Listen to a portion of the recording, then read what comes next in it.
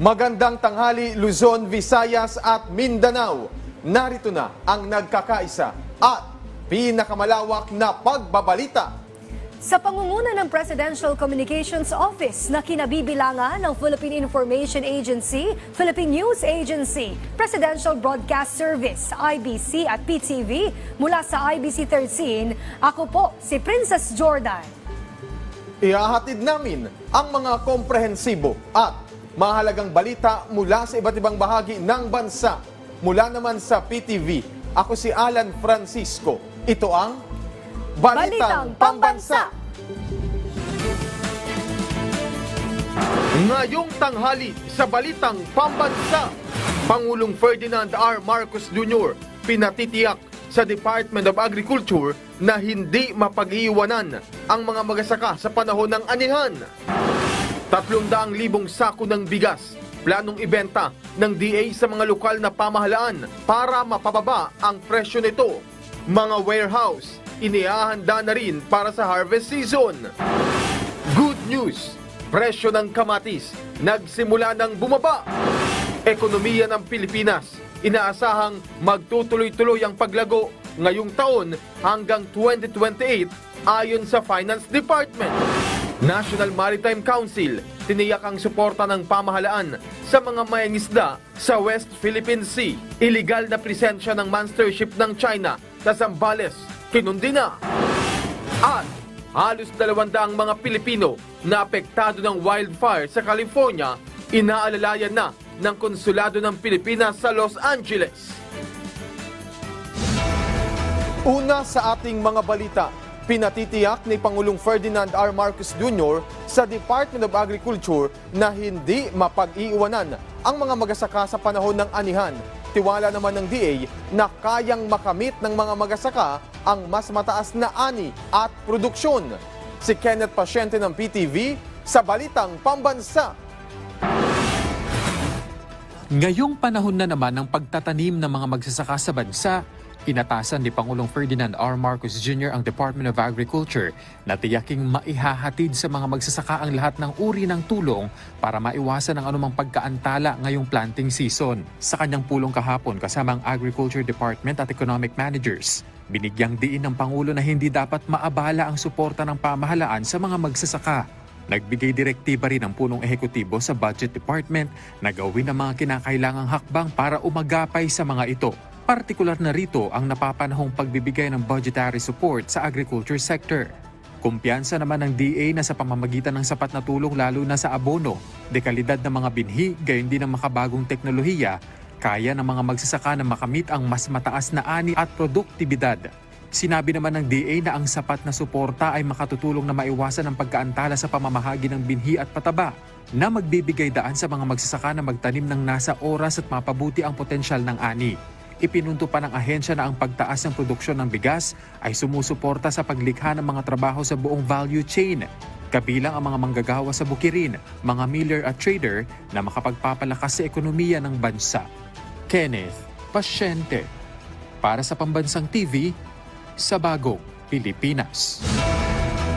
Inaasahang bababa ang presyo ng bigas sa mga susunod na linggo dahil sa walang patid na tulong ng pamahalaan sa mga magsasaka ngayong planting season. Si Keith De La Cruz, pilote ng Radyo Pilipinas, para sa Balitang Pambansa. Nakikipag-ugnayan na ang Department of Agriculture sa Department of Budget and Management at Bureau of Customs para sa walang humpay na tulong ng pamahalaan sa mga magsasaka ng palay. Tugon niya ng DA sa utos ni Pangulong Ferdinand R. Marcos Jr. na bigyan ng tulong ang magsasaka ngayong planting season o panahon ng pagtatanim.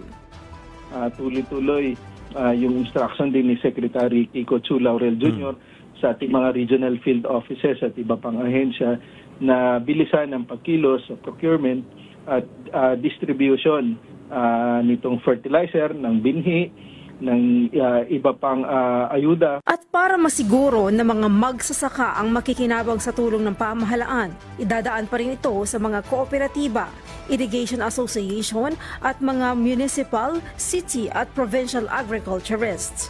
Positibo naman ang DA na bababa pa ang presyo ng mga bigas dahil sa walang patid na tulong ng pamahalaan. Sa katunayan, bahagyang bumaba ang 5% broken o magagandang klase ng bigas. Kung dati mahigit 60 pesos ang maximum retail price, ngayon nasa 58 pesos na lamang ito. Natin na pag itong mga magagandang klase ng bigas ay bumaba ang presyo, ang tendency pati yung mga ibang klase ng bigas ay bababa rin sa mga susunod na linggo dahil sa mga ganitong pagkilos. Mula sa PBS News, Kate De La Cruz Pilotin para sa Balitang Pambansa. Positibo ang Finance Department na magtutuloy-tuloy ang malagong ekonomiya ng Pilipinas sa mga susunod pang taon. Sa panayam ng Radyo Pilipinas, sinabi ni Finance Undersecretary Dominic Velasquez na papalo sa 6% ang Gross Domestic Product o GDP ng bansa hanggang sa 2028. Bukod aniya sa World Bank, nakikita rin ng Asian Development Bank at International Monetary Fund na mas mataas pa sa 6% ang nakikita nilang paglago sa susunod na 2 taon.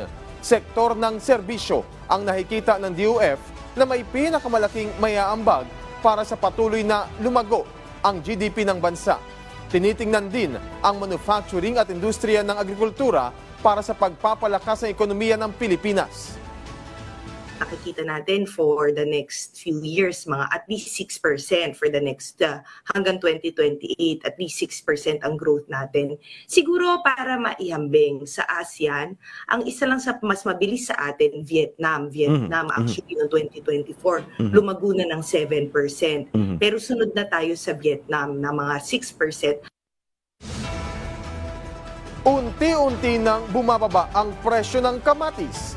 Ayon kay Agriculture Department spokesperson Arnel de Mesa, bagamat elevated pa rin ang presyo ng kamatis, mas mababa na ang presyo nito kumpara noong mga nakaraang araw. Posible namang magtuloy-tuloy na ang pagbaba ng presyo nito sa huling bahagi ng Enero o unang bahagi ng Pebrero, kung saan babalik na rin ang produksyon ng kamatis.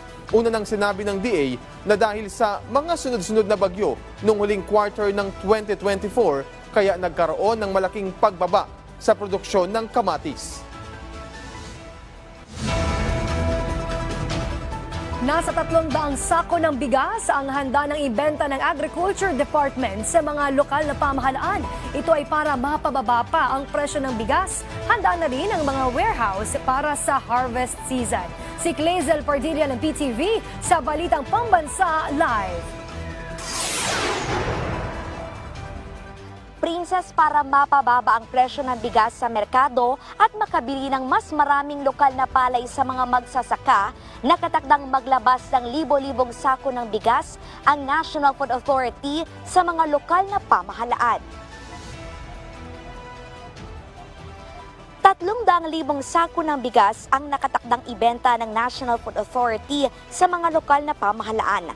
Ayon sa NFA, itinuturing na non-regular o palumang stock ang mga bigas. Higit 1 buwan nang nakaimbak sa mga bodega pero maganda pa rin ang kalidad.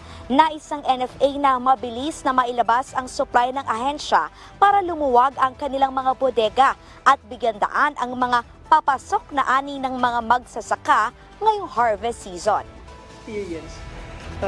Some branches and warehouses na hindi tayo makapagtanggap talaga ng marami dahil walang tayong paglalagyan. Paglipat lang ng buwan, let's say next month, that whole almost 700,000 bags na bigas na yan, it will be considered as 2 months and above na pwede nang i-dispose as an aging stock.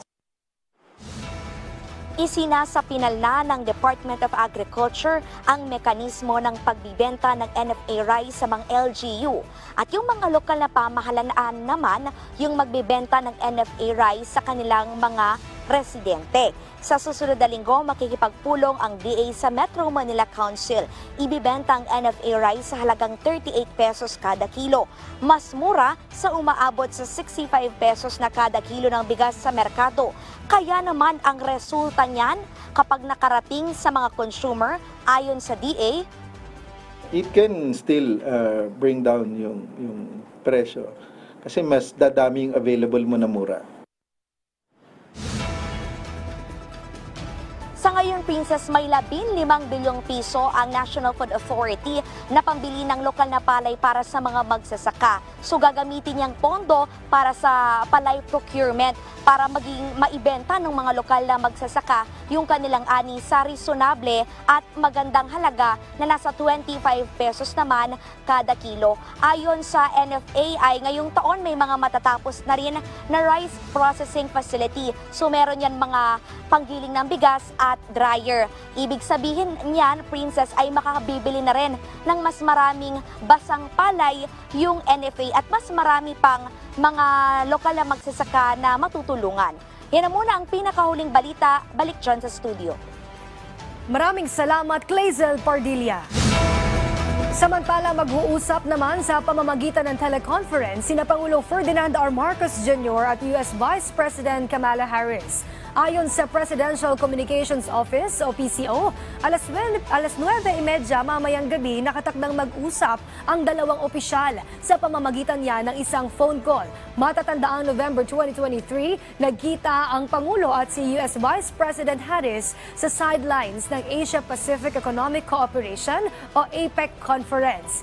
Kabilang sa kanilang natalakay noon ang issue sa West Philippine Sea at ang mga hakbang ng Pilipinas upang mapanatili ang kapayapaan sa rehiyon. November 2022 naman nang bumisita si Vice President Harris sa Pilipinas at nag-courtesy call kay Pangulong Marcos Jr. sa Malacanang kung saan pinuri ni Harris ang matatag at pangmatagalang relasyon ng Pilipinas at Estados Unidos lalo na sa kooperasyon at seguridad at ekonomiya. Tiniyak ng National Maritime Council ang suporta ng pamahalaan sa mga mangingisda sa ating mga teritoryo. Mariin namang kinundina ng NMC ang iligal na presensya ng monster ship ng China sa karagatang sakop ng Zambales. Si JM Pineda ng IBC sa Balitang Pambansa. Alan, dalawang malalaking barko na ng Philippine Coast Guard ang bumubuntot at tumataboy ngayon sa Chinese monster ship 5901 sa Zambales. Kasama dyan ng BRP Teresa Magbanua at BRP Gabriela Silang. Sa huling monitoring ng PCG, mas lumapit ang pwesto nito sa coastline ng Capones Island sa Zambales na may 77 nautical miles lamang. Halos magdadalawang linggo nang nagpapaikot-ikot ang CCG sa bahagi ng karagatan. Kaya naman nananawagan na rin ng National Task Force West Philippine Sea, China na kusang alisin na ang barko sa ating exclusive economic zone. Alang binigyang diin din ng NTF-WPS at ang NMC na iligal at mapanghamon ang hakbangin ng Chinese Coast Guard. Anila, ang ginagawa nilang tangkang regular deployment ng mga asset ay pananakot sa ating mga mangingisda na naghahanap buhay malapit sa Bao de Masinloc. Sa kabila niyan, tiniyak ng task force na hindi nila papayagan at patuloy na mahaharangi ng mga posibleng hakbangin ng China sa loob ng ating teritoryo. Hindi rin naman titigil ang ating pamahalaan na suportahan ng mga Pilipinong mangingisda na naglalayag sa West Philippine Sea. Samantala, kasabay niyan ay siniguro naman ng Armed Forces of the Philippines ang pagpatrolya din sa loob ng Philippine EEZ upang suportahan ang CCG at BFAR. Mula sa IBC 13, ako si JM Pineda para sa Balitang Pambansa. Maraming salamat, JM Pineda ng IBC. Nananatili namang matatag ang posisyon ni Pangulo Ferdinand R. Marcos Jr. kaugnay sa usapin ng impeachment laban kay Vice President Sara Duterte. Sa pahayag ni Executive Secretary Lucas Bersamin, nananatiling hindi sang-ayon ng Pangulo na dapat ma-impeach si Vice President Sara Duterte. Sa harap na rin ito ng isinagawang peace rally ng Iglesia ni Cristo kahapon. Nobyembre ng nakaraang taon nang sinabi ng Pangulo na pag-aaksaya lamang ng panahon sakaling umusad ang impeachment laban sa ikalawang Pangulo at walang Pilipinong makikinabang sa prosesong ito. Ipinunto pa ng Pangulo na sakaling matuloy, matutuon lamang ang oras at atensyon ng mga mambabatas dito imbes sa mga bagay na pakikinabangan ng mga Pilipino. Inilarawan din ng Pangulo na ang impeachment bilang storm in a teacup o isang maliit na bagay na ginagawang malaking issue. Multi-million projects ng pamahalaan, malaking tulong para sa mga magsasaka at hog raisers sa Himamaylan City, Negros Occidental. Si JP Hervas ng Radyo Pilipinas Iloilo para sa Balitang Pambansa. Aabot sa 150 million pesos ang halaga ng proyekto na ibinuhos ng Department of Agriculture para sa mga magsasaka at ag-racers ng Barangay Carabalan, Himamaylan City sa Negros Occidental. Kamakailan lang ay formal na pinasinayaan ng DA Negros Island Region at Himamaylan City LGU ang Swine Multiplier Farm at Techno Demo Farm na nagkakalaga ng 10 million pesos. Ito ay sa ilalim ng Integrated National Swine Production Initiatives for Recovery and Expansion o INSPIRE program na layong tulungan ang hog racers sa kanilang pagbangon sa pinsala na dala ng African Swine Fever. Bukod dito, sisimula na rin ng DANIR ang paggawa ng 140 million pesos na farm-to-market road sa nasabing barangay sa ilalim ng Philippine Rural Development Project. Ang proyekto na may habang 5.9 kilometro ay inaasahang magpapabilis ng pagbiyahe ng mga magsaka at kanilang mga produkto mula at patungo sa mga merkado. Mula sa PBS Radyo Pilipinas Iloilo, ako si JP Hervas para sa Balitang Pambansa. Magandang balita po, bababa ang singil sa kuryente ng Meralco ngayong buwan. Sa panayam ng Radyo Pilipinas, sinabi ni Meralco spokesperson Josel Daryaga, nasa 22 centavos kada kilowatt-hour ang bawas sa kanilang singil.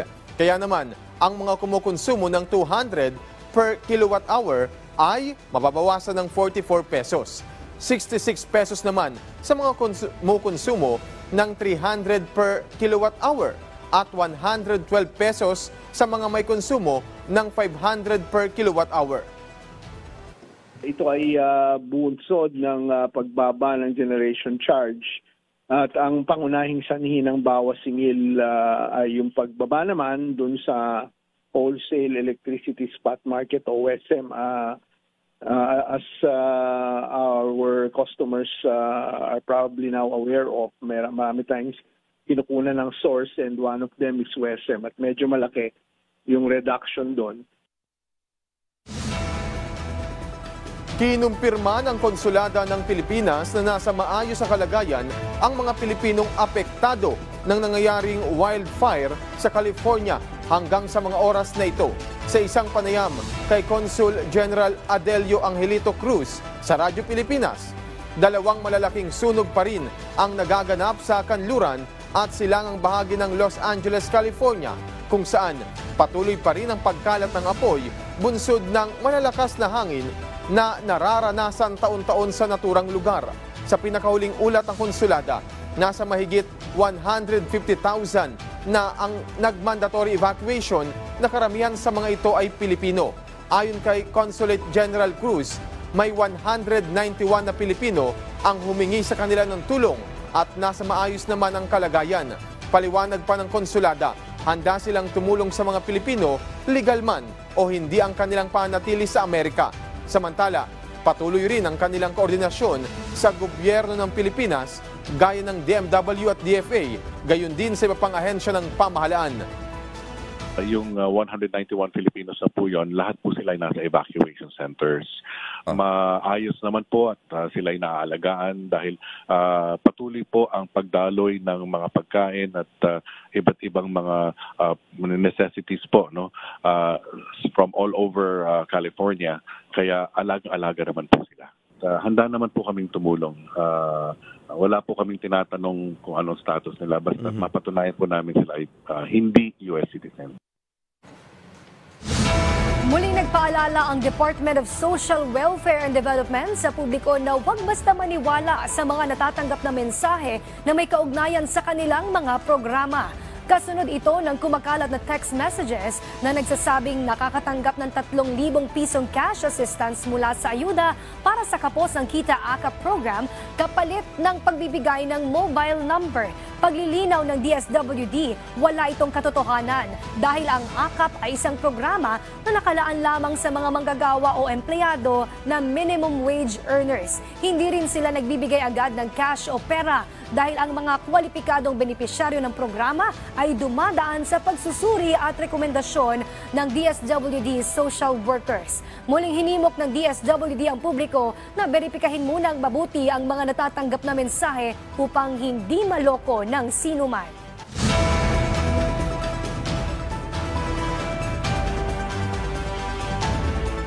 Pinatutulong na ni Pangulong Ferdinand R. Marcos Jr. ang Department of Social Welfare and Development sa Department of Health. Ito'y kaugnay sa pagtugon ng kagawaran sa mga suliranin ng bansa sa kalusugan at nutrisyon ng mga kabataan, partikular na sa pagkabansot. Dahil dito'y maglulunsad ang DSWD ng first 1,000 days of Life Conditional Cash Grant sa ilalim ng Pantawid Pamilyang Pilipino Program o 4Ps. Layo ng programa na tulungan ang mga kababaihan na nagbubuntis o may anak na hindi hihigit sa 2 taong gulang. Binigyang diin din ng kalihim ang kahalagahan ng programa para mapababa ang bilang ng pagtaas ng pagkabansot sa bansa. Pangulo natin kasi very conscious siya na kailangan mapababa natin yung rate ng stunting o yung pagkabansot. Kaya nga ang naging agresibo ang Pangulo at inatasan niya ang whole of government approach na hindi lang DOH kundi dapat tumulong ang DSWD. Naitala naman sa Bulkang Canlaon ang 2 pagbuga ng abo sa nakalipas na 24 na oras. Ayon sa PBOX, tumagal ang mga pagbuga ng abo ng bulkan ng 39 hanggang 66 na minuto. Nagkaroon rin ng 15 volcanic earthquake at 4 na volcanic tremor na tumagal ng nasa 10 hanggang 68 minuto. Sa ngayon ay nananatili sa Alert Level 3 ang bulkan. Samantala, nagpapatuloy naman ang pagpupulong para sa ipatutupad na price freeze sa Negros Oriental bilang tugon sa pangangailangan ng mga residente ngayong linggo. Patuloy rin ang pagmamonitor ng ahensya sa mga aktibidad ng bulkan oras-oras. Samantala, alamin naman natin ang magiging lagay ng panahon sa iba't ibang lugar sa bansa. Ihahatid yan ni Pag-asa Weather Specialist Veronica Torres. Magandang tanghali po, Ma'am Veronica Torres. Magandang tanghali din po sa inyo, pati na rin sa ating mga taga-subaybay sa PTV4. Ngayong araw nga, inaasahan natin na maulan sa Eastern Visayas dahil sa easterlies. Northeast monsoon na magpapaulan sa Cagayan Valley, Cordillera Administrative Region, Bicol Region, Mimaropa at Quezon. Para naman sa lugar ng Metro Manila at nalalabing bahagi ng Luzon, mas magandang panahon pero may mga tsansa na may hinang pag-ulan at sa nalalabing bahagi ng ating bansa may mga tsansa naman ng mga localized thunderstorms. Para naman sa lagay din ng panahon sa Palawan, ngayong araw naman magandang panahon pero may mga tsansa na may hinang pag-ulan, although kahapon inasahan nga natin na magiging kalat-kalat yung mga pag-ulan, may kidlat-kulog dahil yun sa easterly. So kahapon may mga nilabas din na mga heavy rainfall warning para sa ilang lugar ng Palawan. Meron din naman tayong nakataas din na gale warning sa eastern seaboard ng Southern Luzon at Visayas. Kaya mapanganib pumalaot sa mga lugar na ito dahil magiging maalon hanggang sa napakaalon ng karagatan. Meron din tayong weather advisory updated kaninang 11 a.m. kung saan moderate to heavy na ulan sa may Quezon, Camarines Norte, Camarines Sur, Albay at Sorsogon. Wala naman tayong namomonitor na low pressure area or bagyo sa loob o malapit sa PAR. At yan nga muna ang pinakahuli sa lagay ng panahon mula sa Weather Forecasting Center ng Pag-asa, Veronica Torres. Maraming salamat, Pag-asa Weather Specialist Veronica Torres. Samantala, pamahalaang panlalawigan ng Oriental Mindoro, prioridad na mabigyan ng pangmatagalang solusyon ng mga pagbaha sa lalawigan. Si Ace Sapit ng PIA Mimaropa sa Balitang Pambansa.